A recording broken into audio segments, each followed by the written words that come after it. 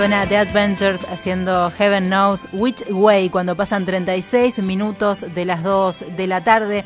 Como sabemos, hoy lunes es feriado, pero porque el día viernes 17 de agosto se cumplió un nuevo aniversario del fallecimiento de el general José de San Martín, padre de la patria. Y para hablar más propiamente del tema, estamos en comunicación con Juan Pablo Alfaro, licenciado y profesor de Historia de la UCA y en la Escuela de Cadetes de la Policía Federal Argentina, coordinador del Centro de Estudios Históricos, dependiente del Museo Policial e integrante también del programa que se emite acá por FM Federal, Museo del Crimen, los jueves de 15 a 16 horas. Juan Pablo, ¿cómo estás? Hola Rocío, ¿cómo estás? Bueno, muchas gracias por el llamado y la presentación. Gracias a vos por estar con nosotros nuevamente. Sos nuestro historiador, ya te vamos a reservar así como nuestro historiador del fin de semana. Me van a canonizar. Definitivamente, ya tenés el título acá. Te integramos al equipo, al staff. Estábamos soy hablando. Compañero. Claro, sí, ya sos compañero de la radio, así que sí. Directamente. Todos damos por sentado siempre, como dijimos el 9 de julio, damos por sentado, listos, 17 de agosto, día del fallecimiento de San Martín, pero hay muchas cosas que seguramente no se saben o que se han olvidado y está bueno recordarlas siempre, sobre todo tratándose de San Martín. Hay mucho sanmartiniano, como siempre, es obvio, por supuesto, el sentimiento patrio lleva a eso indudablemente. Año 1850, para situarnos en el año porque no lo dije. Hay que tener en cuenta, decía, el contexto. Pensábamos fuera del aire con mi productora, el contexto en que se da el fallecimiento de San Martín, dónde estaba él y demás. Vos contanos. Bueno, él fallece en Boulogne-sur-Mer. Boulogne-sur-Mer es una localidad en Francia, donde estaba autoexiliado en alguna manera, visto desde nuestra perspectiva, por supuesto. Claro. Digo autoexiliado porque nadie lo exilió, pero él decide tomar el retiro allí, un poco desanimado, no podría decir, por lo que sucedía en la tierra que él había liberado, en este pago. Estábamos hundidos a lo largo desde que él se va en 1823 hasta 1850, aquí en el Río de la Plata, lo que era entonces las Provincias Unidas del Río de la Plata. Valga la contradicción, eran las Provincias Unidas que estaban desunidas, no lográbamos dar forma a un país unificado, hundidos en guerras civiles, la eterna discusión eterna no, que duró ese periodo, pero que fue muy larga, entre unitarios y federales, sí, con todas las formas en que adoptó. Bueno, evidentemente en ese contexto San Martín decide alejarse del lugar que le vio llevar adelante sin duda su momento vital más épico, más donde dejó su impronta histórica, como militar, como dirigente, como hombre.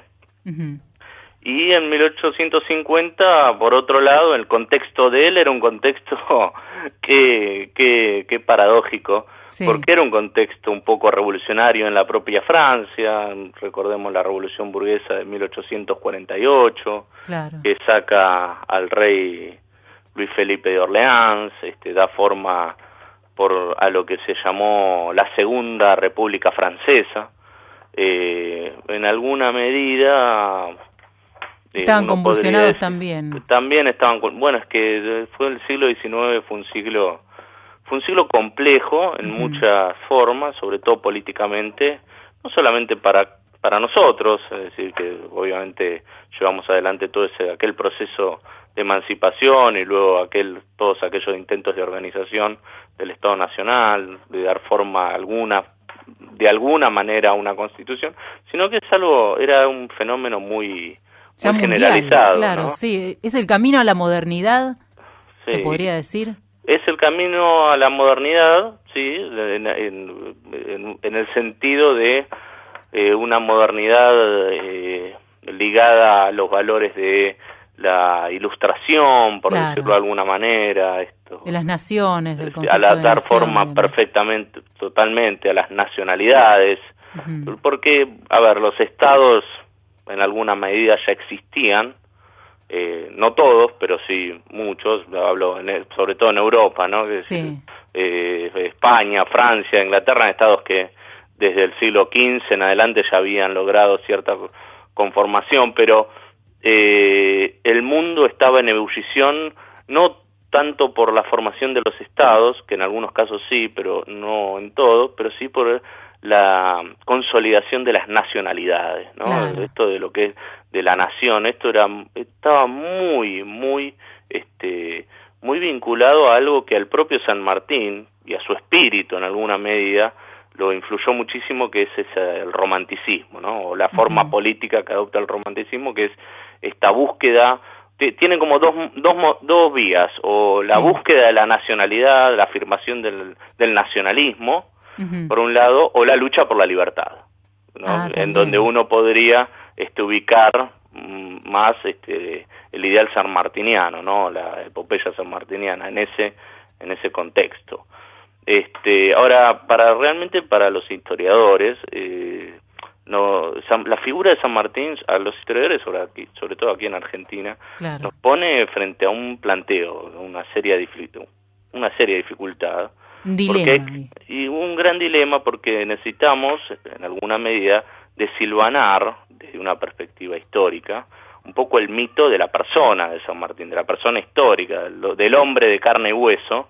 Claro, sacarlo de lo que es el héroe nacional y desandar ese camino, a ver la cuestión histórica, los hechos fehacientes, podría decirse. Exactamente, tratar de ver cómo, incluso analizando cómo se vincula, ¿no? El costado mítico de su personalidad histórica. Ojo, no porque la persona y la historia de San Martín hayan sido una leyenda sin sustento real, sino justamente porque tanto una faz, digamos, la faz mítica y la faz histórica, cumplen distintos roles, ¿no? Claro. La construcción mítica de un San Martín, de un prócer, de un padre de la patria, cumple un rol muy preciso. ¿Sí? Por supuesto. En ese camino también hacia la nacionalidad, es una de las figuras que uno tiene como parte de, es verdad, de un héroe de la patria y demás. Bueno, no nos olvidemos, Rocío, que en el momento en que empieza a construirse, más que a construirse, a redactarse la historia de San Martín, no sé, pienso en la historia de San Martín de Bartolomé Mitre. Sí, yo también pensaba lo mismo. Sí, que es el libro esencial casi del sanmartiniano. Claro, el libro esencial, la raíz de la tradición sanmartiniana, es el momento en que nuestra nación está ya tomando una forma definitiva, ¿no? Por ejemplo, no olvidar que Bartolomé Mitre fue el primer presidente de la nación definitivamente unificada. Claro. ¿No? Es decir, hasta Bartolomé Mitre había en 1853 la Constitución se sanciona, pero Buenos Aires no suscribe a esa Constitución, entonces se mantiene como un estado separado a lo que fue entonces la Confederación Argentina, hasta 1862, en donde bajo la presidencia de Mitre se incorpora a Buenos Aires, ¿no? Y bueno, hay que desde el Estado, si se quiere, más que desde el Estado, desde la dirigencia de aquel tiempo, tratar de dar forma a una idea de nacionalidad, ¿no? Como venía sucediendo en todo el mundo, básicamente, y para eso la figura de San Martín fue, vino como anillo al dedo, por decirlo de alguna manera, ¿no? Perfecto, ahí Mitre escribió. Sí, porque es la necesidad de buscar lugares comunes, ¿no? Que permitan a toda la sociedad integrarse, y la admiración a un prócer también es un lugar común. No es un lugar, un sitio, pero es un espacio, si se quiere... En el imaginario, En el imaginario, diste en la palabra clave, es el imaginario. De eso se trata, ¿no? De la construcción... en lo simbólico. De lo simbólico, exactamente. Exactamente. Y se presenta, por supuesto, en ese sentido, como un modelo ético, ¿no? Un modelo de conducta. En esta larga historia. Claro, él llevando los valores de la revolución, como decías al comienzo, no lo exiliaron, pero se sintió a lo mejor exiliado, lo fue llevando hacia afuera, el hecho de que no se estaba cumpliendo a lo mejor con esos valores de la revolución que sí, son reales más allá del mito. Totalmente, y ese desánimo de ver que por la disensión partidaria quebraba algo que es un objetivo mayúsculo, ¿no? Que era la emancipación, la independencia. Claro. Y sí, evidentemente, aparte lo hizo explícito eso, ¿no? Lo hizo explícito cuando hubo un momento en el que él se acerca a la costa en 1829, en Buenos Aires estaba dando el momento más violento de la guerra entre unitarios y federales. Lavalle, que era un líder unitario, había fusilado hacía poquito a Dorrego, y ante el rumor de la presencia de San Martín en el puerto, bueno, Lavalle le ofrece directamente la gobernación de la provincia de Buenos Aires, y él no lo acepta, diciendo que él no iba a matar a un hermano, es decir, no iba a matar a un paisano, a un compatriota. Oponiéndose totalmente a lo que se venía dando. Sí, esto que podríamos llamar la politiquería del momento, ¿no? Por decirlo de alguna manera, o la baja política del momento, en la que estábamos inmersos en aquel tiempo, y en esa larga historia de disensiones Argentina, que es larguísima, sí, es larguísima. Lo sabemos todos, uno de los pocos lugares donde no discutimos, o si se quiere, donde todos coincidimos, es en la figura de San Martín, incluso en lugar hasta donde uno podría decirse nos cobijamos claro. como sociedad, porque esta idea del padre de la patria aparece muy presente en la figura de él, muy presente sobre todo con esa idea del modelo ético, ¿no? que del que estábamos hablando, ¿no? Sí, sí. Y curiosamente, ¿no? Un poco para hacer este juego entre mito y realidad, el caso de San Martín, muchos aspectos que reproduce su figura mítica en alguna medida, mítica en función del rol, ¿no? Claro, o de la finalidad, coinciden con lo que puede develar la investigación historiográfica, ¿no? En lo que concierne a su personalidad. Uno analiza desde sus cartas, conducta, desde toda la conducta, su carta. A ver, fue un hombre que vivió renunciando a cuanta dignidad se le otorgara, a los privilegios o demás. Totalmente, a los privilegios, salvo que fueran en función de la causa, ¿no? a la que él pertenecía, pero todo lo que era ostentación, por ejemplo, en Chile, luego de la batalla de Maipú, que queda en donde libera ya prácticamente Chile, y toda nuestra tierra, luego de aquella famosa batalla de Maipú, queda prácticamente emancipada en los hechos. Le quieren dar lo que era en aquel tiempo 6.000 pesos fuertes, toda una colección de platería. Bueno, él dice, no es momento para aceptar esto, como otras dignidades que a lo largo de todo su periplo se le quisieron otorgar y a las cuales renunció. Eso muestra en alguna medida su coherencia entre sus ideales y lo que él llevaba a cabo, ¿no?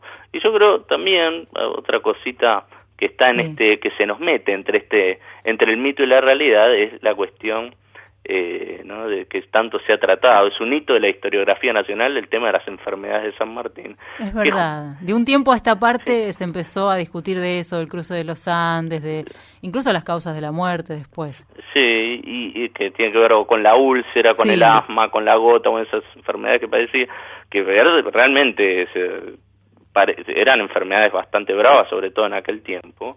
Y yo creo que ahí hay una búsqueda de humanizarlo, ¿no? En ese intento de entender, ¿no? Claro. Desde un diagnóstico médico tratar de darle un carácter humano, capaz más cercano a uno. Creo que está muy presente en esa discusión sobre la cuestión de las enfermedades, que parece menor, pero fíjate que vínculo con todo lo otro, ¿no? que tiene. Ahora, para conocer, si uno quiere conocer a una personalidad, a un San Martín desde lo histórico, ¿no? La pregunta o el gran interrogante que nos hacemos es ¿qué lo motivaba? Claro, porque, ¿no? A ver, hagamos un sacrificio, hagamos un recorrido.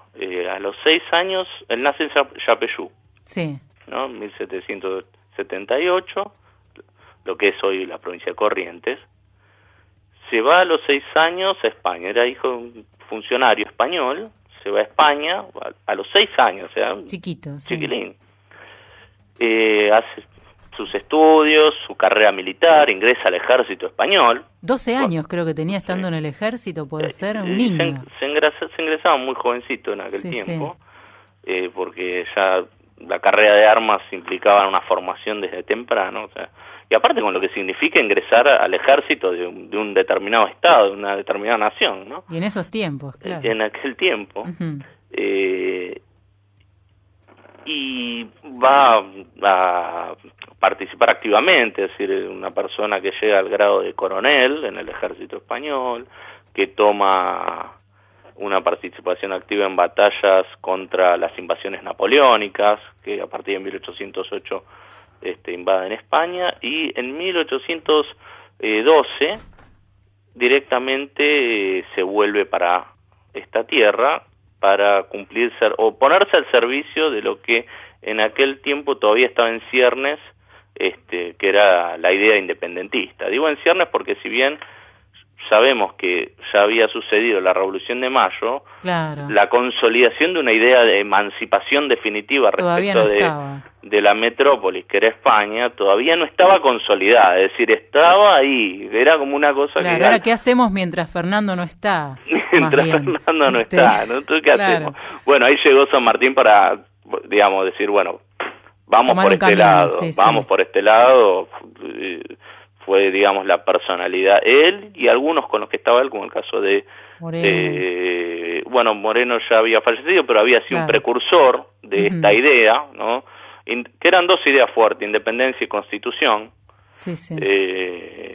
Y se forma aquí la logia revolucionaria, que fue la logia Lautaro, que era como una especie de ámbitos donde se nucleaba toda esta fuerza revolucionaria, ¿no? Y San Martín era la pata militar de todo esto, ¿no? Era el militar. Entonces, cuando uno vuelve sobre esa pregunta, ¿qué lo motiva? Yo creo que ahí hay un ideal de libertad muy presente, muy concreto, muy propio del espíritu romántico que hablábamos hace un ratito, de la época, claro, de que marcó fuertemente aquella época, ¿no? Y ahora, ¿qué era la libertad para San Martín, como para estos hombres a la generación de la revolución, claro? ¿Qué era la libertad? Bueno, la libertad era la lucha contra el antiguo régimen.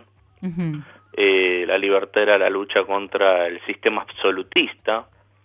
Es gracioso cómo lo representa al rey de España, le decía Fernandito, ¿no? Claro, ya en una forma de minimizarlo, de minimizar, ridiculizarlo, ¿no? O sea, esa lucha contra la sociedad nobiliaria, ¿no? O sea, sociedad con estamentos rígidamente preestablecidos. Claro, el control tan rígido desde afuera de la metrópoli y todo que, sin duda, entonces sí, es eso, libertad de poder decidir como pueblo. Exacto, y tener una constitución, es decir, algo que limite el poder del gobierno vigente, es decir, que le dé un marco, que garantice las libertades civiles, los derechos propiamente inherentes a cualquier ser humano, es decir, ahí hay un contexto, si se quiere, un contexto ideológico, un contexto intelectual en el que él estaba totalmente comprometido, ¿no? Aquella famosa expresión que es tan repetida, que uno la ve siempre, que seamos libres, que lo demás no importa nada. No importa nada, ¿no? Es verdad. Bueno, eso lo grafica perfecto. Lo grafica perfecto, pero fíjate cómo esa misma expresión se vincula con la cuestión del mito, que hablábamos antes. Porque seamos libres, fue una expresión que él dijo en su momento, dudo que no le importara nada más que la libertad, pero a San Martín, pero la expresó en un momento de guerra, ¿no? Un momento de motivación, y después cada uno todos la tomamos y la aplicamos a la situación que más nos favorece, ¿no? Pero ahí está, ahí es donde la historia empieza a ceder al mito, ¿no? claro, en su función, en su rol, no en la existencia o no de la expresión, que sabemos que sí es cierta, porque aparte está documentada, pero sino en el rol que va cumpliendo, que fue teniendo, claro, que va cumpliendo. Bueno, y alguna vez se dijo en este contexto de lucha contra la monarquía española, ¿no? Y un poco también lindándose con esta cuestión de la mitología, y como antes de venir para Buenos Aires en 1812 él había estado en Londres, que en las batallas, cuando él había participado en el ejército español, las batallas de Bailén o de la Albuera, él había tomado contacto con la oficialidad británica, que en ese momento luchaba junto a España contra Napoleón. Un poco se lo acusó de haber sido un espía británico, en función de esa realidad, algunos cosa que no tiene ningún asidero con la realidad, porque si bien uno puede suponer una coincidencia de intereses con algún sector, digamos, dentro de lo que es la dirigencia británica, o de lo que era la dirigencia británica, no olvidemos que a lo largo de todo, prácticamente a lo largo de todo el proceso independentista, o en el momento de mayor riesgo para San Martín en su lucha contra la independencia, que fue hasta 1817, 1818, la corona británica era aliada de España, ¿no? En la guerra contra Napoleón, o sea, claro, entonces no tiene respaldo esta corriente que dice que no, eso fue, no la conocía. Siempre hay alguno que trata de vender algún libro, claro, nuevo, que el revisionismo a veces lleva por esos caminos que muchas veces, bueno, faltan a los hechos. Y faltan a los hechos, faltan sustento, ¿no? Yo si bien habría que hacer una investigación muy puntillosa para eso, pero realmente un análisis de contexto ya lo desmiente rápidamente, ¿no? Y la gran gesta sanmartiniana, aquello por lo que él adquiere un prestigio a nivel internacional, al día de hoy incluso, por lo cual es estudiado en las academias militares, sobre todo, es la epopeya de los Andes, ¿no? El cruce de los Andes fue la verdad que fue una aventura de un riesgo terrible, tremendo. En ese tiempo en que uno dice ahora no se puede hacer prácticamente, con toda la tecnología y con todo lo que imagino que, creo que hay especies de excursiones y demás, se ha hecho, he visto en noticieros, que grupos de gente que intentaron hacerlo y demás, y la dificultad que tiene eso, imagino en esa época, con las complicaciones de salud y todo eso. No, sí, todo lo eso que te imaginás es absolutamente real. Sí, en una situación de guerra, todo. Primero fue el resultado de una estrategia concebida por San Martín. San Martín, cuando viene acá, se hace cargo del regimiento de granaderos, ¿sí? En 1812, va a ser uno de los que promueva en octubre de ese año el derrocamiento de lo que era el primer triunvirato y la formación del segundo triunvirato, porque ese primer triunvirato todavía estaba muy dubitativo acerca de los pasos a seguir, qué hacer respecto de la gran cuestión es qué hacemos respecto de España. Claro, sí, y algunos terminaban orillándose más a seguir del lado de España y otros que no. Sí, o por lo menos no declararse totalmente independientes, ¿no? Sí. Y el San Martín, el grupo de la Logia Lautaro, son los que presionan en ese momento fuertemente para llevar adelante ya el camino definitivo hacia la emancipación y la revolución, claro. Sí, y ahí tiene su primera batalla, casi prácticamente una escaramuza desde el punto de vista militar, que es la batalla de San Lorenzo, ¿sí? Y luego lo van todavía coronel, lo asignan como jefe del Ejército del Norte, donde se da la famosa entrevista con Manuel Belgrano, que le cede el mando del Ejército del Norte, ahí él adquiriría el rango de general, ¿no? Uh-huh. que con el que nosotros familiarmente lo conocemos. Tal cual.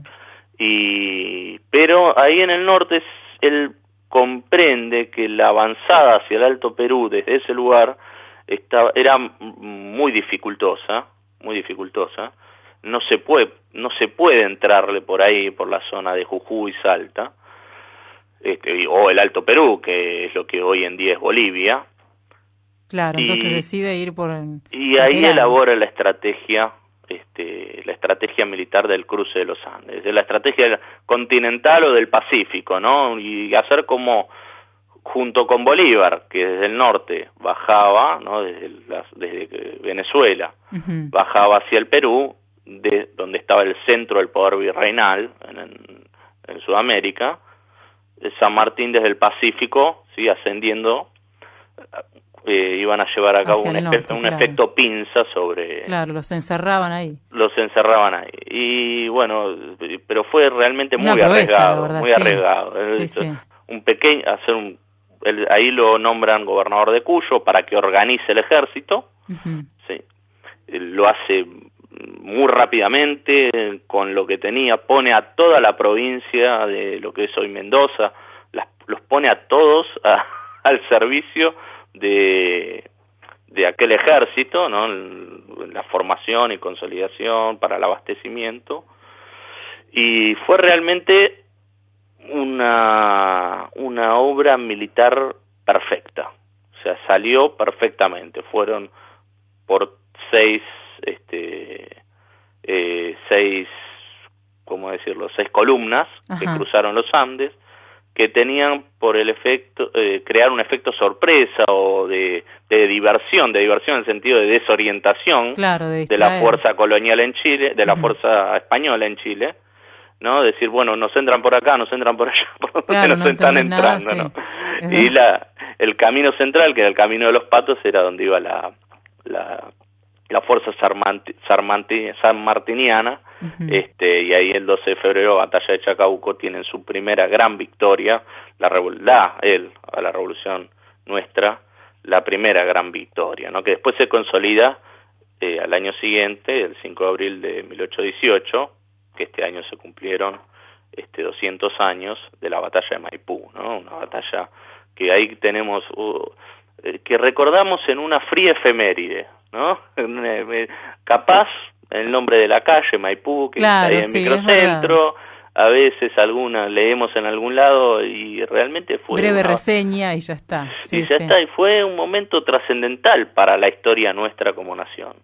Claro, porque fue el momento que se libera definitivamente toda esta región del peligro de volver a caer en manos virreinales o en manos de España, ¿sí? O sea, fácticamente es el momento definitivo de lo que era este virreinato del Río de la Plata, de la liberación definitiva respecto de España. Fue el punto, ¿no?, bisagra, entonces, podría decirse. Fue el punto bisagra. Fue el punto bisagra, sí. Así Juan Pablo, seguiría hablando, la verdad, un montón, porque tenés todos los datos que a uno le faltan y que a uno le falta por ahí para relacionar los hechos unos con los otros. Es más que interesante, por supuesto, nuestra historia y la historia de San Martín, ni hablar, como prócer, como figura, y también esto de hacer el cruce entre los hechos y el imaginario del prócer, que acá tiene mucho que ver uno con el otro. Totalmente de acuerdo, sí. Eso es no solo quedarse con los datos, uh-huh, que son importantes, obviamente, sí, sino sí, entender el proceso, ¿no? Entender dónde está inmerso el hombre, en este caso San Martín, sí, dónde estamos parados todos nosotros, claro, y cuál fue el aporte que estos hombres, a quien como reivindicamos hoy a San Martín, nos pusieron, ¿no? Exacto. Que la historia es un proceso, siempre, siempre, no solamente fechas aisladas. Totalmente, eso lo aprendí de buenos maestros que tuve en la carrera y en el colegio también. Por supuesto. Bueno, muchísimas gracias, Juan Pablo, por tu tiempo. No, a ustedes, Rocío. Será hasta la próxima, entonces. Hasta la próxima. Hablamos con Juan Pablo Alfaro, licenciado y profesor de Historia de la UCA y en la Escuela de Cadetes de la Policía Federal Argentina, además de coordinador del Centro de Estudios Históricos, dependiente del Museo Policial e integrante también del programa Museo del Crimen, que se emite acá los jueves de 15 a 16 horas por FM Federal 99.5.